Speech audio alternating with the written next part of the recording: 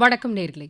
2024-25 நிதியாண்டிற்கான நிதிநிலை அறிக்கை இன்று தாக்கல் செய்யப்பட்டிருக்கு. மத்திய நிதியமைச்சர் திருமதி நிர்மலா சீதாராமன் அவர்கள் அதனை தாக்கல் செய்திருக்கிறார்.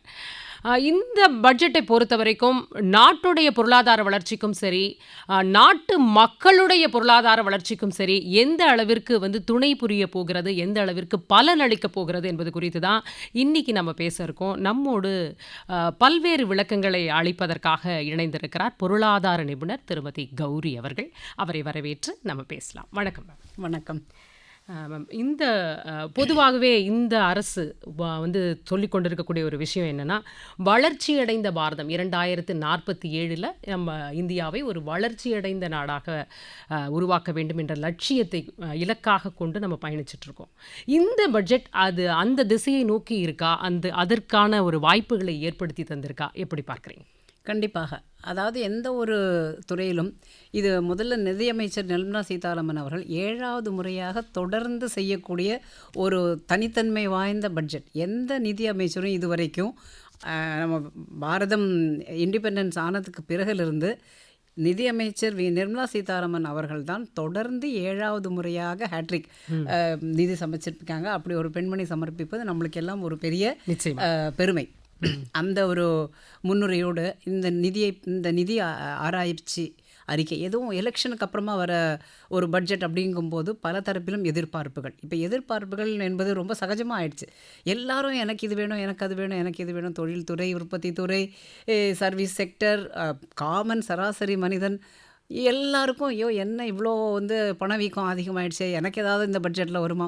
அதாவது இந்த பட்ஜெட் என்பது தான் எல்லாவற்றிற்கும் ஒரு சொல்யூஷன், அது எல்லாருக்கும் ஒரு முடிவு அப்படின்னு நினச்சிட்டு இருக்காங்க பல தரப்பிலும்.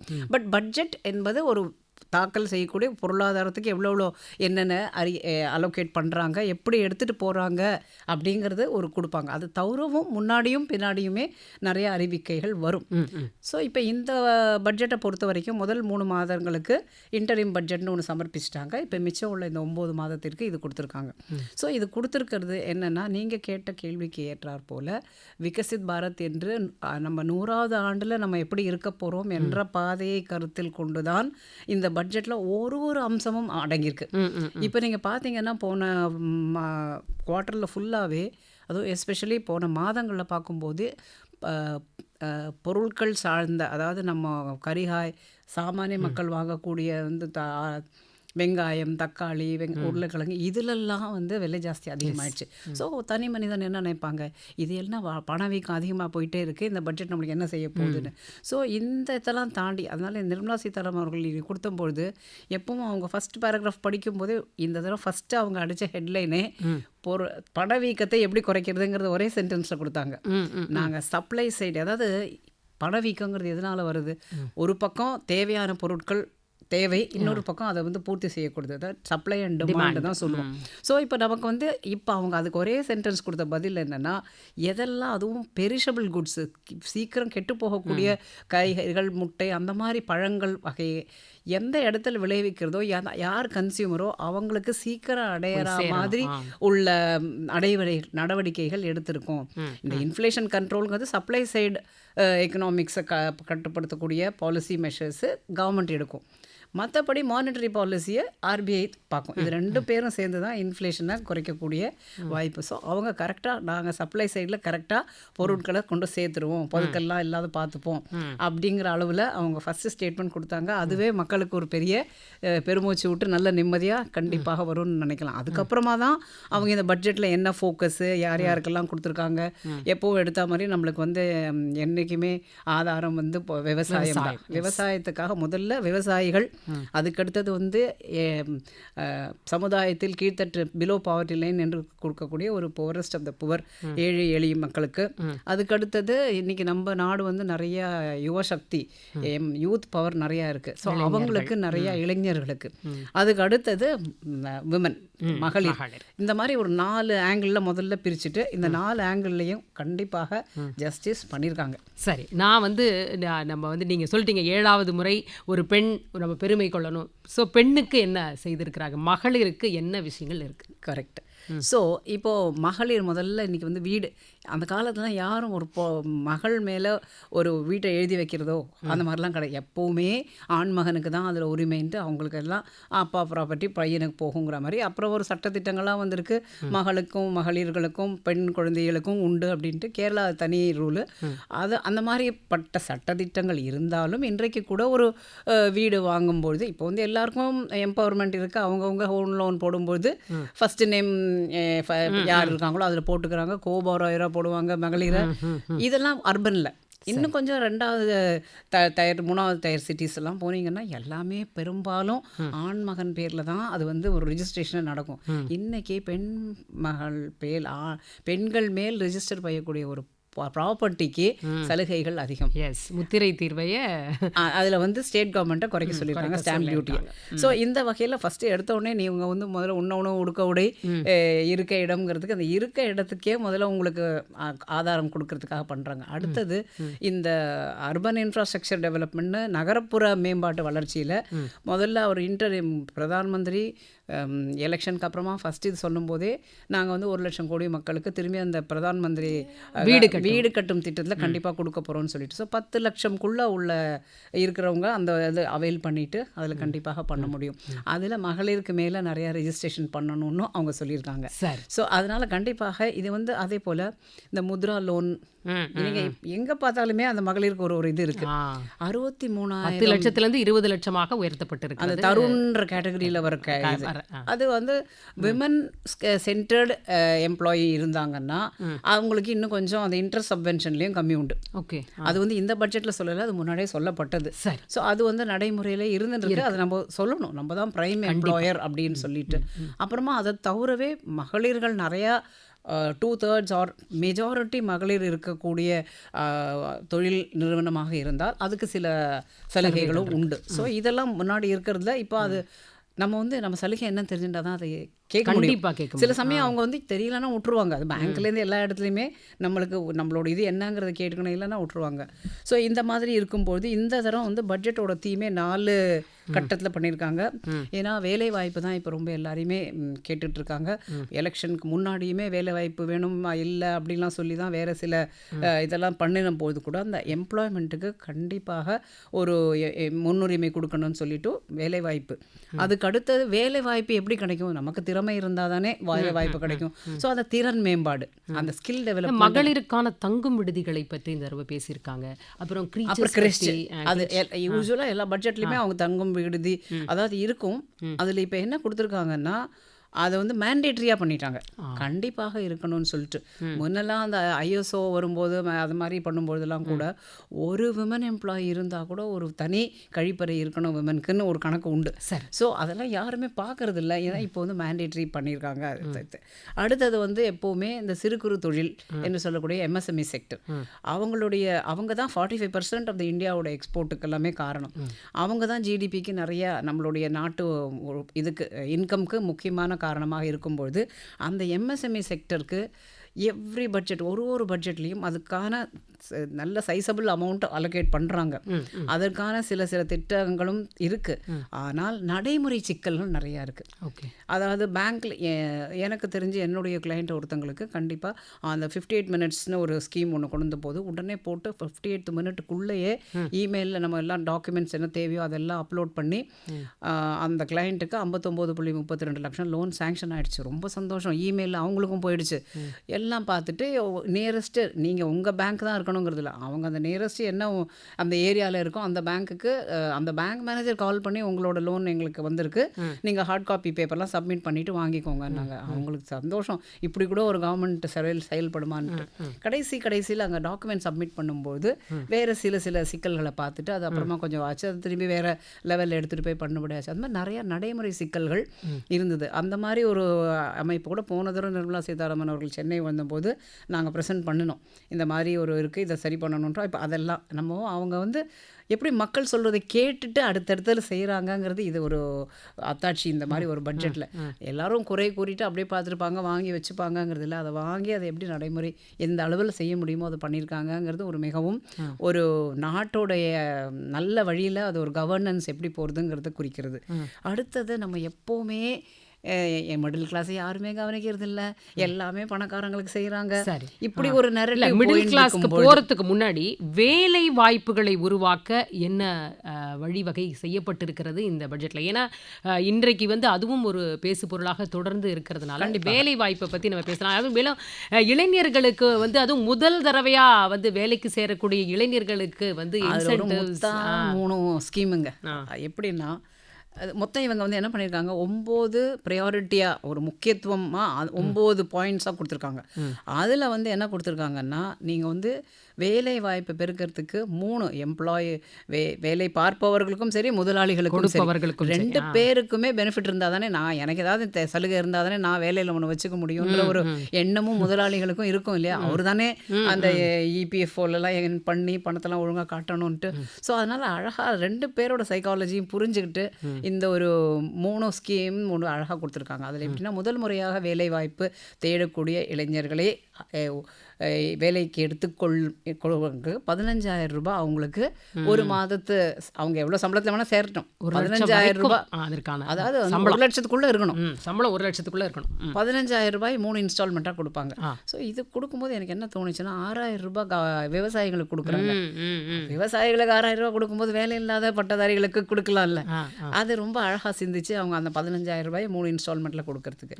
ஸோ இப்போ வந்து நமக்கு சம்பளத்தை தவிர இந்த வேறு வரப்போகுது. அப்போ எல்லாமே அவங்க கரெக்டாக ரிஜிஸ்டர் பண்ணி, இப்போ இதில் மெயினாக எப்படின்னா, நிறைய வேலை வாய்ப்புகள் நிறைய பேர் வேலை செய்கிறாங்க. ஆனால் அவங்க எல்லாமே அந்த அன்ஆர்கனைஸ்டாக இருக்காங்க. அவங்களாம் பாதி பேர் வந்து அவங்க இபிஎஃப்ஓ கிடையாது, எதுவுமே இல்லாத பெனிஃபிட் இல்லாதையே வருஷக்கணக்காக வேலை பார்த்து அதுதான் ரொம்ப அவங்க போயிடுறாங்க. முக்கியமான அம்சம். இபிஎஃப்ஓல இருக்கணும். அவங்க பதிவு அவங்க அந்த பதிவு பண்ணப்பட்டவர்களுக்கு. பண்ணப்பட்ட அதை வந்து பதிவு பண்றது இப்ப எல்லாரும் பண்ணணுன்றதுக்காகவே இந்த ஒரு அந்த விஷயமா அது போடப்பட்டிருக்கு. இருந்தால் தான் அந்த சலுகை கிடைக்கும் அவங்களுக்கு. ஸோ அதனால கண்டிப்பாக அவங்க ரிஜிஸ்டர், அது வந்து எம்ப்ளாயருக்கு பண்ண வேண்டிய விஷயம். அவங்களுக்கு என்ன செலவு கொடுக்குறாங்கன்னு பாருங்க. எம்ப்ளாயர் இது வந்து ஃபஸ்ட்டு 15,000 ரூபாய். ரெண்டாவது மேனுஃபேக்சரிங் செக்டர், உற்பத்தி துறையில் கொஞ்சம் நம்ம சரிவு ஏற்பட்டிருக்கு. ஸோ சர்வீஸ் செக்டர் நல்லா போயிட்டுருக்கு. விவசாயத்துக்கு அப்பப்போ பார்த்து ஏதோ செஞ்சிட்ருக்காங்க.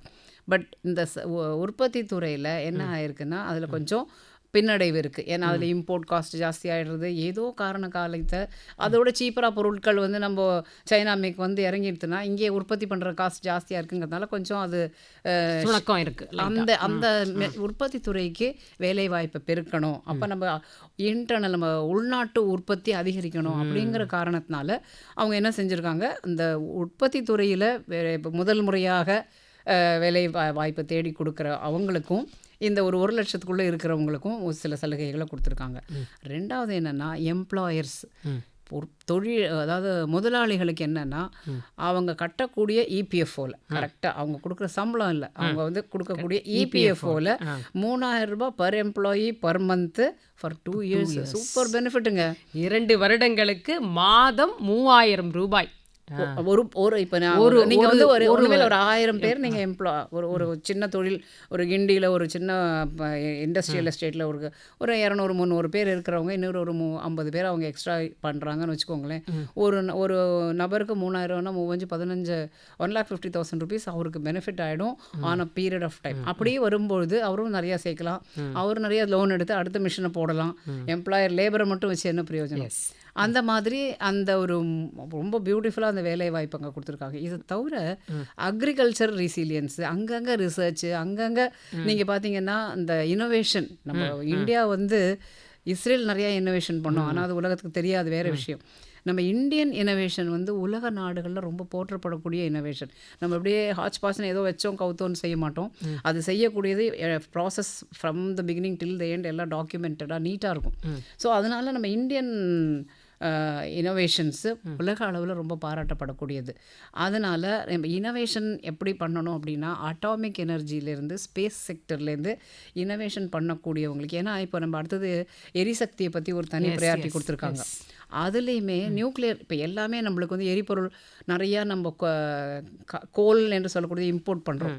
அதை வந்து இப்போ இண்டிஜினஸாக பண்ணுறதுக்கு என்டிபிசி பிஹெச்ஏலோடு சேர்ந்து போட்டு அந்த மாதிரி பண்ணி நம்மளே அதுக்கு கமர்ஷியல் பேசிஸில் அந்த எரிசக்தியை உண்டு பண்ணுறது. அந்த மாதிரி பழைய தொன்று தொட்டு உள்ள ட்ரெடிஷ்னல் மெத்தட் ஆஃப் எரிசக்தி உற்பத்தியை தாண்டி இன்னைக்கு புதுப்பிக்கத்தக்க நியூக்ளியர் எரிசக்தி. அட்டாமிக் எனர்ஜிலேருந்து small atomic energy sector. So இன்னைக்கு தொழில்நுட்ப கல்வியில் படிச்சுட்டு வரவங்க ஐஐடியில் தான் படிக்கணுங்கிறது இல்லை, வேறு எங்கே படிச்சுட்டு வந்துட்டு அவங்க ஒரு இனோவேட்டிவ் ஐடியாவில் ஒரு ஸ்மால் ரியாக்டர் பண்ணுறதுக்கு தேவையான அளவுக்கு உள்ள ஐடியாஸ் எல்லாம் கொடுத்து பண்ணுறவங்களுக்கும் இன்சென்டிவ் உண்டு. எல்லா இடத்துலையும் வேலை வாய்ப்பு. ம், ம், ம். ஸோ இவங்க வந்து ரிசர்ச்சுக்கு பண்ணும்போது அப்புறம் ஒன்றுமே இல்லைங்க, ஸ்டூடெண்ட்டுக்கு ஸ்டைஃபண்டுங்க. ம், ம், ம், ம். ஓகே, கிட்டத்தட்ட வந்து 1 கோடி ஸ்டூடெண்ட்ஸுக்கு 500 டாப் கம்பெனியில் ம். அவங்களுக்கு இன்டர்ன்ஷிப் ப்ரொவைட் பண்ண திறன் மேம்பாடுலையும் இது அவங்களுக்கு 12 மாதம் அவங்க வந்து அது எல்லாம் அதில் என்ன நடக்கிறது அப்படிங்கிறது தெரிஞ்சுக்கிறதுக்கு அவங்களுக்கு 5,000 ருபீஸ் பர் மந்த் ஸ்டைஃபண்டு, 6,000 ரூபாய் ஒன் டைம் அமௌண்ட்டு கொடுக்கணும். அந்த 6,000 ரூபாய் வந்து தொழிலாளர் யார் இன்டர்ன்ஷிப் எடுத்துக்கிறாரோ அவங்க அந்த எடுத்துக்கணும். நிறுவனம் கொடுக்கணும். அந்த நிறுவனம் சிஎஸ்ஆரில் அவங்க போட்டு அதை பெனிஃபிட் அதான், கிளைம் பண்ணிக்கலாம். CSR, ட்ரைனிங் காஸ்ட்டும் அவங்களோடது, அதுக்கு வந்து இவங்க மேலே ஏற்றக்கூடாது. ஸோ இது வந்து ரொம்ப ஒரு 20 லட்சம் ஒரு வருஷத்துக்கு இந்த ஸ்டைஃபண்ட் மூலமாகவே இவங்க வந்து ஸ்கில்டு பர்சன்ஸை கொண்டு வர முடியும். ம், ம். ஸோ இப்போ என்ன ஆகுது, 500 கம்பெனியில் அவங்களுக்கு போடுவாங்க, நீ என்ன எவ்வளோ இன்டர்ன்ஷிப் கொடுத்துருக்கீங்க, சிஎஸ்ஆர் கிளைம் பண்ணும்போது இன்டர்ன்ஷிப் மூலமாக வந்து சிஎஸ்ஆரா இல்லை நீ வேறு உங்கள் ஃபவுண்டேஷனுக்கே கொடுத்துட்டு எனக்கு சிஎஸ்ஆர் கிளைம் பண்ணியா. சரி. ஸோ அந்த மாதிரி பார்க்கும்பொழுது எல்லா இடத்துலையுமே செக்ஸ் அண்ட் பேலன்சஸ், அதை வச்சு நீங்கள் உங்களோட இந்த வேலை வாய்ப்பு, திறன் மேம்பாடு எல்லாமே இன்டர்ட்வைன்டு, ம், ம், ம். அது மாதிரி அப்படி போகும். அதே மாதிரி கல்விக்கான கடன், உயர்கல்வி கடன்,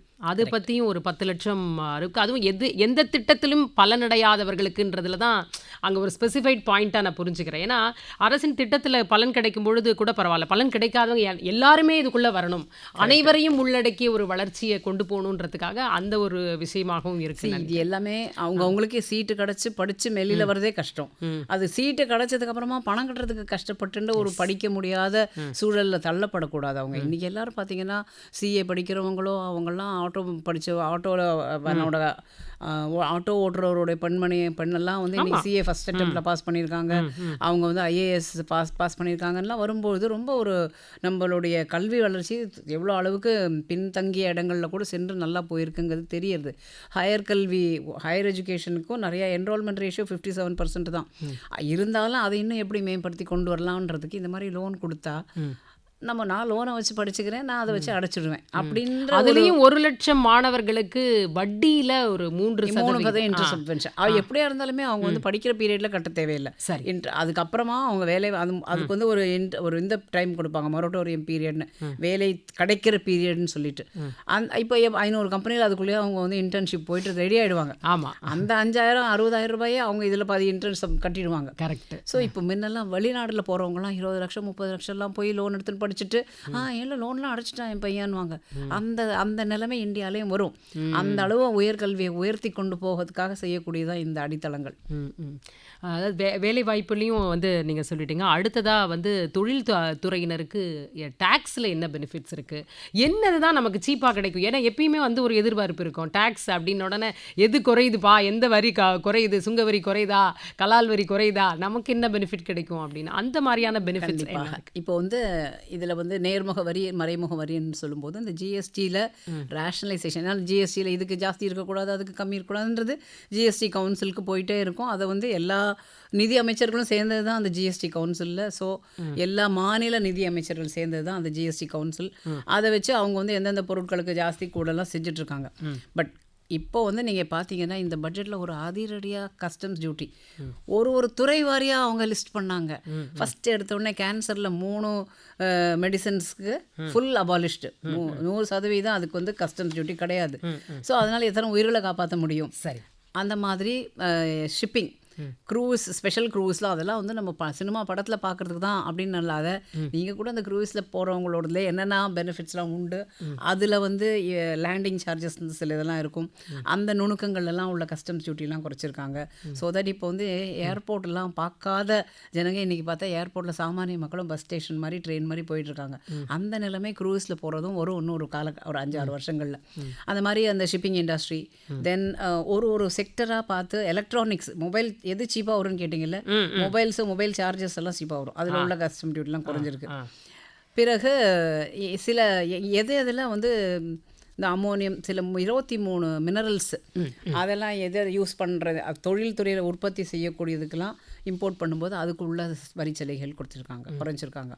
அப்புறமா முக்கியமாக நம்ம பெண்கள் அதிகமாக போகக்கூடிய டி நகர் ஏரியா ஜுவல்லரி ஷாப்பு, நகை கடைகள், அங்கே போனீங்கன்னா இப்போல்லாம் செயின் ஷாப்ஸ் எல்லா ஊர்லேயுமே ஒரே ஜுவல்லர்ஸோட கடைகள்லாம் இருக்கிறதுனால ஒரு எல்லாருக்கும் அந்த நகை மேலே எப்போவுமே ஒரு ஆசை உண்டு.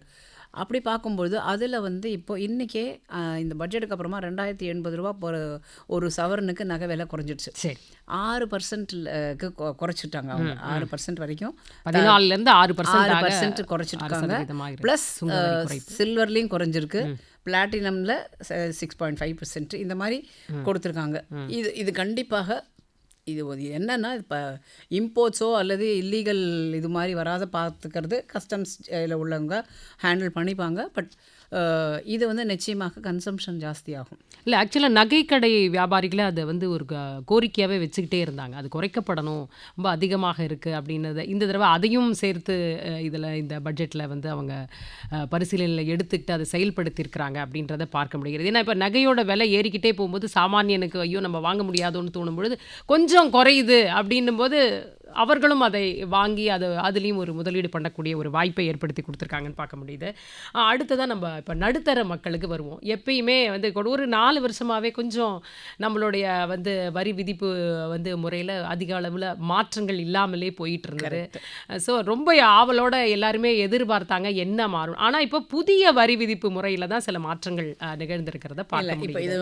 அதில் முதல்ல புதிய வரி விதிப்பு முறையில் என்ன நன்மை இருக்குது, என்ன அட்வான்டேஜ் இருக்குது, எதனால் வந்து இப்போ அதை நோக்கி நம்ம போகணும், ஏன் அதை நம்ம சூஸ் பண்ணணும்? கண்டிப்பாக நான் வந்து ஒரு பட்டய கணக்காளர் லெவலில் நம்ம போய் பேசாத சாமானிய மக்களுக்கு உள்ளதாக இது வந்து 2020 நிதியாண்டிலே வந்துருச்சு. 4 வருஷமாக இந்த நியூ ரிஜிம் ரெண்டும் பேரலாக போயிருந்துச்சு. உனக்கு இது சௌரியம்னா இதை பண்ணிக்கோ. ஏன்னா நம்ம பலதரப்பு மக்களுக்கு பலவிதமான இன்கம் இருக்கும்.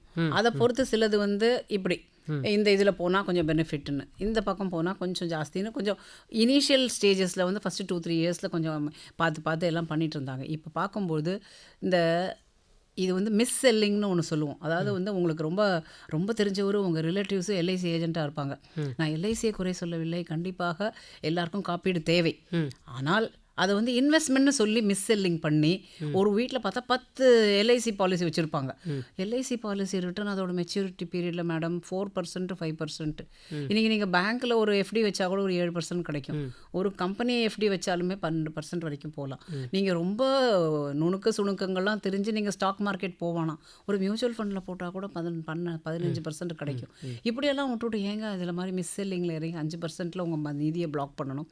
ஸோ அதனால் அவங்க என்ன பண்ணாங்க, அது என்னதுனால செய்கிறாங்கன்னா அந்த செக்ஷன் 80C பெனிஃபிட் அதை பிடிச்சிட்டு அந்த 1.5 லட்சம் வரைக்கும் எல்லாம் இன்னமுமே வந்து கொஞ்சம் அதை யோசிக்கிறாங்க. ஏன் புதிய வரி விதிப்புக்கு போகணுமா பழசுக்கு போகணுமான்ற கன்ஃபியூஷன் இன்னமும் ஒரு கன்ஃபியூஷன் இருக்கிறத இப்போ பாருங்களேன். நம்மளை பொறுத்த வரைக்கும் ஒரு சராசரி மனிதன் அவங்க வந்து ஏழையாக இருந்தாலும் பணக்காராக இருந்தாலும் ஒரு மெடிக்கல் இன்சூரன்ஸுங்கிறது கண்டிப்பாக தேவை.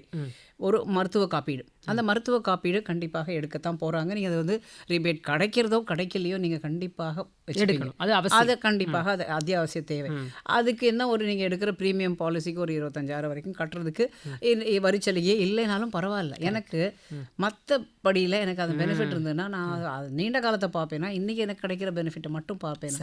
அப்படி பார்க்கும்போது இதில் வந்து ஒரு சில மக்கள் வந்து எனக்கு இது கரெக்டாக இருக்குது அதனால் இவங்க பண்ணினது புது சலுகைக்கு நான் போக மாட்டேன், பழசுலேயே தான் கண்டினியூ பண்ணுவேன்னு. நீ 4 வருஷம் இருந்தாச்சுமா இனிமேல் வாங்கன்ட்டு அவங்க எல்லாம் இன்னும் கொஞ்சம் காலகட்டத்தில் இன்னும் பழசே இருக்காது. ஏன்னா இப்போது டைரக்ட் டேக்ஸுக்கு ப்ரொபோசல் கவுன்சில் செட் பண்ணிட்டாங்க எக்ஸ்பர்ட்ஸை வச்சு. அதை வந்து 1961 அது வந்து ஏற்படுத்தப்பட்ட வருமான வரி ஆக்ட். இன்றைக்கி எவ்வளோ மாறுதல்கள் நடந்திருக்கு, உலக அளவில் என்னெல்லாம் மாற்றங்கள். நம்ம இன்னும் அந்த 61வது பண்ணின செக்ஷன்ஸை வச்சுன்னு உட்காந்தா இல்லை மேலும் நீங்கள் வரி தாக்கல் செய்கிறதே ரொம்ப எளிமைப்படுத்தப்பட்ட விஷயமாக. ஏன்னா இதற்குள்ளே நம்ம இந்த 1,50,000 அது இது போட்டோமா அதை போட்டோமா எல்லாம் ஸ்ட்ரைட்டாக நீங்கள் எல்லாத்தையும் அதுவே ரொம்ப கால்குலேட் பண்ணி கொடுத்துரும். இப்போ ஜிஎஸ்டியில் நீங்கள் போனீங்கன்னா அந்த அக்கௌண்டன்ட் ரொம்ப வந்து ஜிஎஸ்டி பற்றி தெரிஞ்சிருக்கணுங்கிற அவசியமே இல்லை. நீங்கள் டீட்டெயில் போடும்போது டக்குன்னு அது கால்குலேஷன் ஒரு நாள் லேட்டாக போட்டால் அதுவே இன்ட்ரெஸ்ட் கால்குலேட் பண்ணி கொடுத்துருது. ஸோ எவ்ரி திங் இப்போ நம்ம வந்து நிறையா ஆன்லைனில் டிஜிட்டலைசேஷன் பண்ணியிருக்கிறதுனால நமக்கு சந்தேகம் இல்லாத ஈஸியாக பண்ணிடலாம். அப்படியுமே இல்லாட்டா கூட இன்கம் டேக்ஸில் அவங்க வந்து அந்த டேக்ஸ் ஃபைலிங்காக பிகாம் படித்தவங்களெல்லாம் அங்கே தயார் பண்ணி வச்சுருக்காங்க. அவங்க அப்படியே நேரம் வந்தால் நீங்கள் கொடுத்தா அவங்களுக்கு வந்து ரொம்ப கம்மியானது. நீங்கள் ஒரு பட்டை கணக்காளர்கிட்ட போய் பண்ணணுங்கிற அவசியம் கூட இல்லை. அதாவது ரொம்ப நம்மளே ஆன்லைனில் போய் ஃபைல் பண்ணக்கூடிய அளவு திறமை இல்லாவிட்டாலும் நீங்கள் ஜஸ்ட் போய் கேட்டு பண்ணிவிட்டு ரொம்ப குறைந்த அளவில் கொடுத்து முடிக்கலாம். இதுக்காக நீங்கள் வந்து ஒரு டேக்ஸ் கன்சல்டண்ட்டை பார்க்கணுங்கிற அவசியம் இல்லைன்ற அளவுக்கு நம்ம செஞ்சுக்கலாம் அப்படிங்கிற அளவில் அந்த சிம்பிளிஃபிகேஷன் தான் கொண்டு வராங்க. ஜிஎஸ்டியில் ரேஷனலைசேஷன் சிம்பிளிஃபிகேஷன், இதில் சிம்பிளிஃபிகேஷன், டைரக்ட் டேக்ஸ் கோட்லேருந்து சிம்பிளிஃபிகேஷன் வருது. ஸோ இப்போ இந்த செக்ஷன்ஸில் எக்ஸம்ஷன்ஸ்லாம் குறைச்சாதான் இதுதான் வருமானம். மேலும் நீங்கள் எதில் நினைக்கிறீங்களோ அதில் நீங்கள் முதலீடு செய்ய முடியும். கரெக்ட். இப்போ நீங்கள் வந்து ஒரு லிஸ்ட்டுக்குள்ளே தான் நீங்கள் போக முடியும். அதை இப்போ நீங்கள் ஒன்றுமே இல்லைங்க. இப்போ உங்களுக்கு அந்த பணம்ன்றது ஒரு சுழற்சி, ஒரு கையில் கிடைக்கும் பணம். நீங்கள் ரொட்டேஷனில் உங்கள் பணம் இது வந்து உங்களுக்கு டூ பெனிஃபிட்ஸ், ட்வின் பெனிஃபிட்ஸ் தான். கையில் பணத்தையும் நீங்கள் எப்படி செலவழிக்கலாம், இன்வெஸ்ட்மெண்ட்டையும் முதலீட்டுக்கு, அதாவது இன்ஃப்ளேஷன் தாண்டின வருமானத்தை ஈட்டக்கூடிய சைட்லேயும் நீங்கள் போகலாம். இப்போ என்ன ஆகிடும், ஒரு 1 லட்ச ரூபா ஒரு மாதம் சம்பாதிக்கிறவங்க 12 லட்ச ரூபா சம்பாதிப்பாங்க. 1.5 லட்ச ரூபா வீட்டு வாடகை, டாக்ஸஸ் எல்லாம் போக அவங்க வந்து அந்த செக்ஷன் 80C மாதம் ஐயோ நான் 1.5 லட்சம் இன்னும் கட்டலைன்னு சொல்லிட்டு அதுக்கே பண்ணி முடித்தா அவங்களால ஒரு நல்ல முதலீடுங்கிறதே பார்க்க முடியாது. மிஞ்சி போனால் ஒரு கோல்டு ஸ்கீம். இப்போ அதில் எக்ஸாக்டாக என்ன பெனிஃபிட் கிடைக்கும்? இப்போ நான் புதிய வரி விதிப்பு முறையில் போனேன்னா எனக்கு என்ன பெனிஃபிட் எக்ஸாக்டாக கிடைக்கும்? பெனிஃபிட் எக்ஸாக்டாக கிடைக்கும்னா ரொம்ப நான் சொல்கிறது லோவர் லெவலில் இருக்கவங்கன்னு வச்சுக்கோங்க. ஒரு 10 லட்சம் 8 லட்சம் அந்த மாதிரி வருமானத்துக்குள்ளே இருக்கிறவங்கலாம் ஸ்ட்ரெயிட்டாக இதுக்குள்ளே போனீங்கன்னா அவங்களுக்கு வந்து 17,500 ரூபாய் வரைக்கும் ஒரு சர்வசாதாரணமாக அவங்களுக்கு ஒரு பெனிஃபிட். இதுக்கு இன்னும் மேலே மேலே ஸ்டாண்டர்ட் டிடக்ஷன் வர ஒரு 25,000. அது வந்து சேலரிட் கிளாஸுக்கு மட்டும் இல்லை 50,000 75,000 ரூபாய் இருக்குது. இது ரொம்ப வருஷம் மன்மோகன் சிங் கவர்மெண்ட்டுக்கு அப்புறமா இப்போ தான் அது வந்திருக்கு. ஸோ அதுக்கு பிறகு பென்ஷனர்ஸ்க்கும் அது உண்டு. அவங்களுக்கு வந்து 15,000 25,000 கொண்டு வந்திருக்காங்க. ஸோ இது என்ன, ஒரு பென்ஷன் வாங்கினாலுமே அந்த ஒரு 25,000 ரூபா போச்சுன்னா மிச்சத்துக்கு கொண்டு தான் டேக்ஸ் கட்ட போகிறோம். அவங்க எல்லாருமே என்பிஎஸ் இருக்குது, அதில் ஒரு 1.5 லட்சம் போக ஈஸியாக ஈவன் ஆஃப்டர் ரிட்டையர்மெண்ட் ஒரு சேவிங்ஸ் அந்த என்பிஎஸ் மூலமாக வந்துடுறது. அந்த என்பிஎஸ் நாமினி இருக்குது, அழகாக அந்த அமௌண்ட் ஃபுல்லாக அவங்களுக்கு போயிடும். ஸோ அதாவது என்ன சொல்கிறது, நம்ம எல்லா விதத்துலேயுமே இந்த யானை இருந்தாலும் பயன் இறந்தாலும் பயன்கிற மாதிரி இந்த கவர்மெண்ட் கொடுக்குற ஸ்கீம்ஸ் எல்லாம் நீங்கள் இருக்கும்போது தான் எல்லாருக்கும் பயன். இருந்ததுக்கப்புறமா பியூட்டிஃபுல்லாக it will take care. So nothing will go wrong in that event. இவ்வளோ தூரம் அப்படியே பார்த்துட்டே வரும்பொழுது நம்ம பார்க்கறது வந்து நிதி பற்றாக்குறை அப்படின்ற ஒரு விஷயம் தொடர்ந்து நம்ம பட்ஜெட்னாவே துண்டு விழுமா அப்படின்றது தான் அடுத்த என்னடாப்பா ஒரு பொருளாதார நிபுணர்கிட்ட 4.9%க்குள்ளே ஜிடிபியோட 4.9%ல நாங்கள் வந்து ஃபிஸ்கல் டெபிசிட் இருக்கும்னு எஸ்டிமேட் பண்ணியிருக்கிறாங்க, மதிப்பீடு கொடுத்துருக்காங்க. உண்மையிலேயே அதுக்குள்ளே இருக்குமா? இவ்வளவு நம்ம இப்போ இவ்வளவு நீங்கள் பேக்கேஜஸ் பற்றி பேசியிருக்கீங்க, இவ்வளோ செலவுகளை பற்றி பேசுகிறோம், இன்ஃப்ராஸ்ட்ரக்சருக்கு ஒரு பெரிய அமௌண்ட்டு நம்ம பார்க்குறோம். வந்து எல்லாமே 11 அதனால அதாவது நான் நினைக்கிறேன் 11ஆவது ஆண்டு 11ஆவது அந்த நம்பர் நான் நினைக்கிறேன். அப்படி இல்லைங்க, நீங்கள் அந்த மாதிரி அந்த இதோட பின்னணி எப்படின்னா, கோவிட் வந்து பிறகுதான் இந்த இன்ஃப்ராஸ்ட்ரக்சருக்கு இவ்வளோ போட்ட காரணமே. மெடிக்கல் இன்ஃப்ராஸ்ட்ரக்சருக்குள்ளே நுழைஞ்சோம் நம்ம. சரி, கோவிட் சமயத்தில் யாரும் வெளிநாட்டு முதலீடு கிடையாது, டொமஸ்டிக் இன்வெஸ்டர்ஸ் யாரும் இன்வெஸ்ட் பண்ண மாட்டாங்க, ப்ரைவேட் இன்வெஸ்டர்ஸ் கொடுக்க மாட்டேன்றாங்க. அப்போ கவர்மெண்ட் தான் செஞ்சாங்க. சரி, அது ரொம்ப ஷார்ட்டாக நமக்கு டைம் இல்லாதனால இப்போ நிதி பற்றாக்குறை இருக்குமா? கண்டிப்பாக பணவீக்க விகிதம் எனக்கு போன மே மாதம் RBI வந்து 1,12,00,000 தான் கொடுக்கணும் அவங்க டிவிடெண்ட். ஆனால் அவங்க 2,00,000 டபுள் பங்கு கொடுத்துட்டாங்க.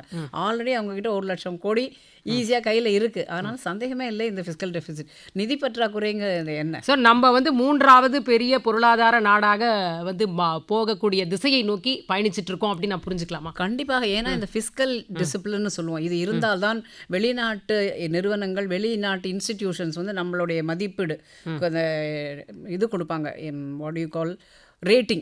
அந்த ரேட்டிங் கொடுத்தா தான் வெளிநாட்டு முதலீட்டு நிறுவனங்கள் நம்மளுக்கு கரெக்டான இன்ட்ரெஸ்ட் ரேட்டில் கொடுப்பாங்க. சரி, அவ்வளோ புரிஞ்சுக்கிறேன். அந்த திசையை நோக்கி தான் நம்ம பயணிச்சுட்டு இருக்கோம்னு இவ்வளோ நேரம் பல கருத்துக்களை எங்களோடு பகிர்ந்து கொண்டமைக்கு மிக்க நன்றி மேம். நன்றி.